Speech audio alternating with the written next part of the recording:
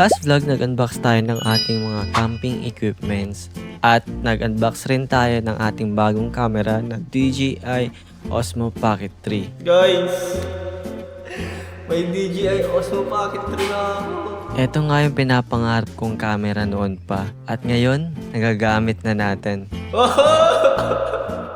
Kaya naman samahan niyo muna ako ngayon para bumili ng ating mga kulang na gamit para sa ating darating na camping. Tapos naka-strap lang siya para hindi siya malaglag.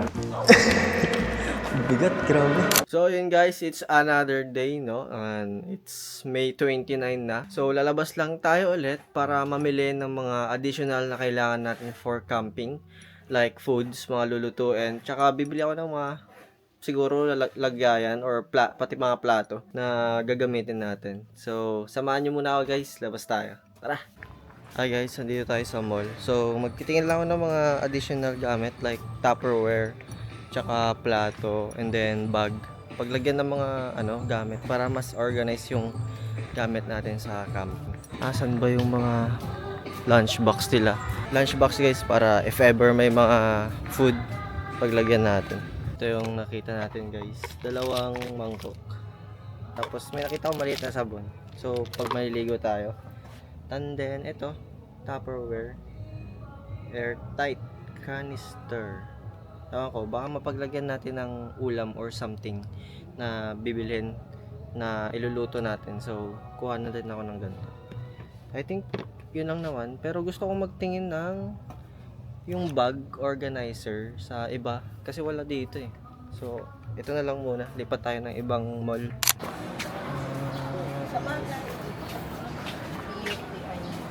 Isang coffee ko. Yang lang. Kano? Isa lang? Insane. Kabili na ako ng...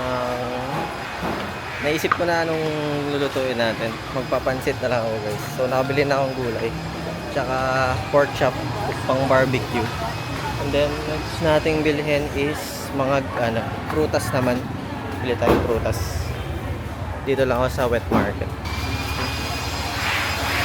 Hi guys, so yun, nasa Mr. DIY tayo. And then may mga nakita akong silverwares. Tignan nyo, ang cute. Ayan o. Dapat pala dito na ako naunang pumunta kanina. Kasi ang cute, tignan nyo. Pang sausawan. Tapos ito, mas malaki konti. So kukuha ko ng tagi-isa. Para, gamitin natin. Ang gaganda. Gusto ko. Kuha tayo. Ayan, ito na yung nakuha natin. Mura lang siya. 45, 49, 29. Maliit. Tapos 37, 31. So, kumuha ko ng tag-isa. Bale, 1, 2, 3, 4. 4 pieces. Pang kainan natin. Feeling ko mas magaganda yung item dito sa Mr. DIY. Kaso, mas mahal lang ng konti. Yun lang yung difference niya. So, yun guys. May nakita akong cooler bag. Mayroon silang ganito. Ayan. May cooler bag. Kasi wala tayong paglagyan ng malamig. So, siguro pwede nito. So, kumuha ko ng isa. Tsaka may kinuha din ako. Eto. Magaganda talaga yung items nila dito. Ito. Ang cute. Travel bag. Nakalagay. Tapos ang mura lang. 99 ba? Ano yan? Ito. 95 pesos lang guys. Tapos meron pa ito. Ibang design. Mas malaki ng konti. Hindi ko alam kung anong kukunin ko. Parang kailangan ko pa ng isa na mas malaki. I don't know. Or wash bag. Ayan. Maganda talaga yung items ng Mr. DIY, no? Ayan, no? Ito. Pwede rin ito. Paglagyan na ng mga kunwari, gadgets. Pwede to. Ayan, may nakita din ako ulit na toiletry bag. Ayan. Ang ganda niya. So, kuha na rin ako na ito. Para minsan yung gamit natin. Mga gamit natin din sa mga future travels. Ay, kala ko talaga.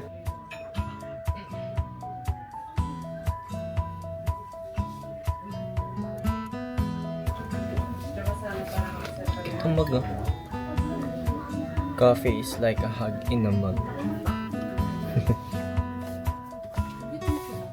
I think okay na yung mga pinamili natin guys. Siguro okay na to. Mukhang nabili ko naman yung mga kailangan natin. So tara na. Bayad na tayo. Merienda lang tayo guys ng siomai rice.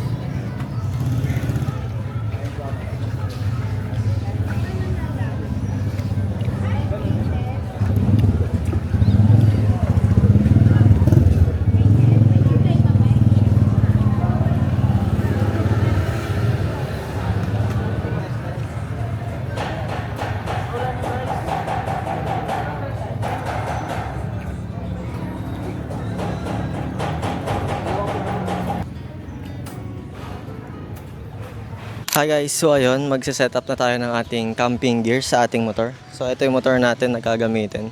And then ito yung ating tent, yung ating folding chair, tsaka yung ating canopy.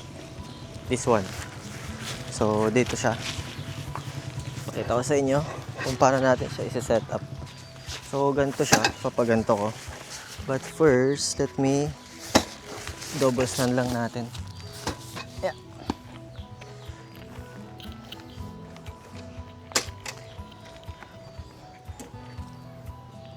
Para malagay natin ng maayos. Bigat, grabe. So, ayun. First, siguro dito na to. Ganyan. Pero kailangan kasi nabubuksan yung upuan, guys. Kasi pag nagpagas tayo. So, kailangan natin siyang i-set up na pwede pa ring buksan yung ating upuan. Hindi ko pa na-try kung paano siya. But, let's see. Yan, parang ganito. Ganyan. Hindi ko alam paano ko siya i-set up. But meron akong nabili kasing panali. So meron ako ditong panali guys. Eto. Wait lang. Ba't kayo ang lapit? Eto.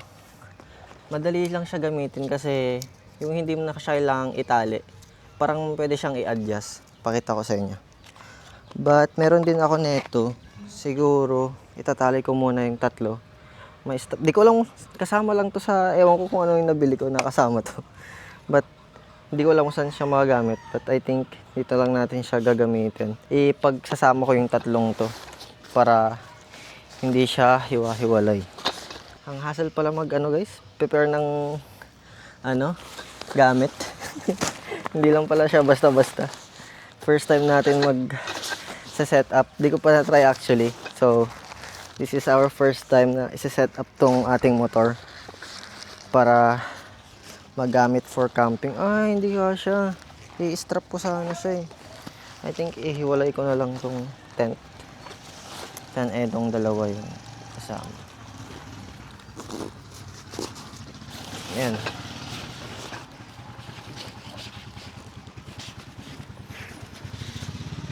Ano ba?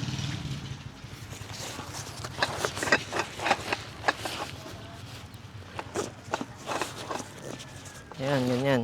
Tapos papatong natin ganito. Tapos etong strap natin, papaano natin ipipwesto ngayon. Saan ba maganda ilagay? Sa gilid? Pwede kasi sa gilid guys eh. Actually pwede siyang ganito sa gilid, ganyan. Parang dito sa side na to. At dito sa kabila. Tapos ganito. Pwede kaya yan? Hindi kaya mahuhulog yun guys. What do you think? Or mas maganda pag ganito naman. Mas balance kasi pag ganito guys. Mas balance yung weight para hindi lahat nasa likod yung weight. Sige, testing natin. So ito gamit ko lang to. Ito yung gamitin nating pangtali. Ayan, ganyan siya oh. Nabili ko lang din to sa TikTok. Tapos igaganon mo siya para sumikip. Papasok mo lang siya. Nahihiya ako, may mga tao.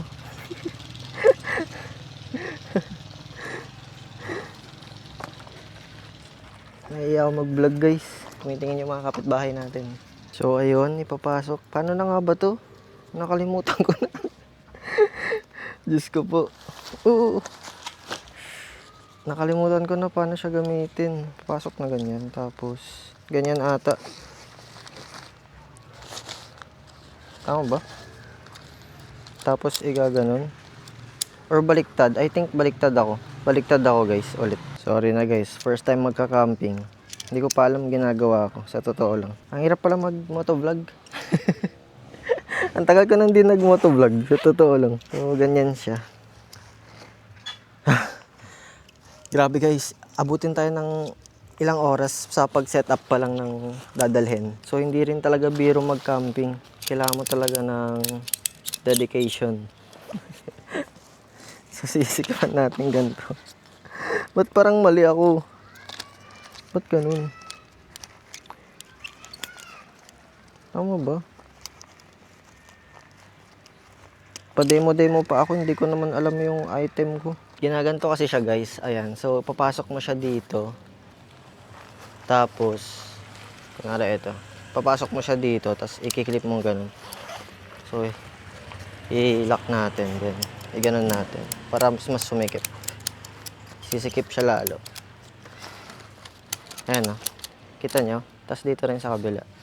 Pero mali ako ng paglagay dito sa kabila eh. Tama itong pangalawa. But itong isa is mali ako.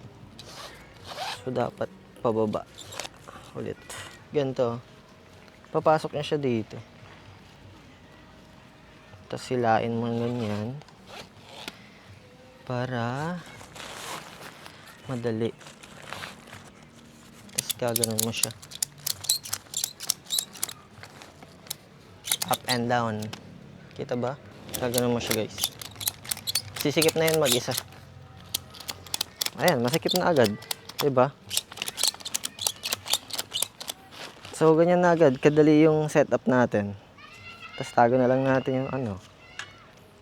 Diba? Ayan. So, bale, ito lang naman dala natin actually. Yung mga bawal mabasa like gadgets, power bank, electric fan. Dito ko siya nilagay sa loob ng box ko para kunwari if ever umulan, safe yung ating mga electronics, mga gadgets. And then yung mga ibang gamit like yung mga inflatable bed, yung mga stove, yung lutuan natin, grill, barbecue grill. And then yung iba pa na hindi yung okay lang mabasa if ever is dito ko siya nilagay sa bag na to. Then kinabit ko lang siyang ganito. Natatanggal lang to guys. This is pang motor talaga na nabibili. So pwede siyang alisin. Tapos naka-strap lang siya para hindi siya malaglag.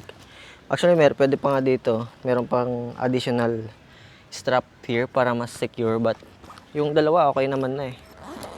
Actually, hindi ko pa nalagay yung ibang gamit. Madami pa naman ng space. Ito yung mga lutuan ko. Ayan. Yung sa canopy, yung ground sheet.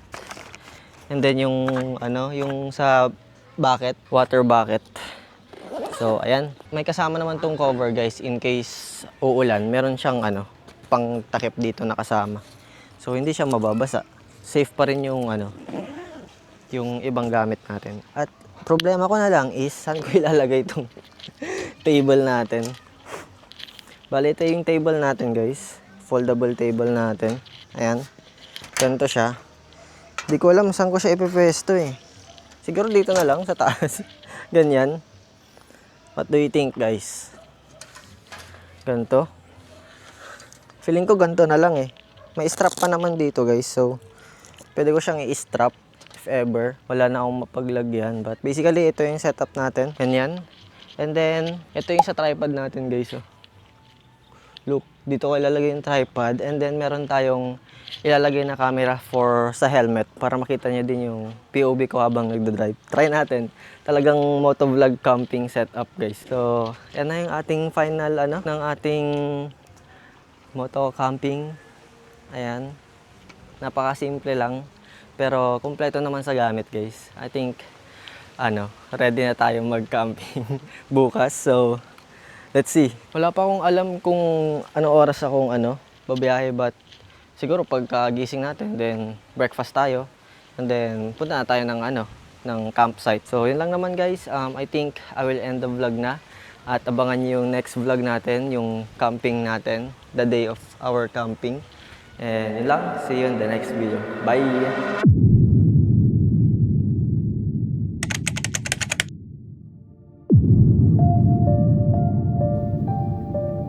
Ayan guys, yung sugat ko, isa.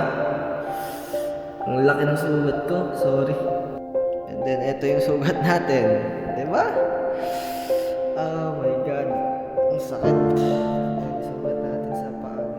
At ayun na nga, may di inaasahan nangyari sa akin. At sa araw pa mismo ng birthday ko. ang mga nangyari. Abangan sa susunod na video.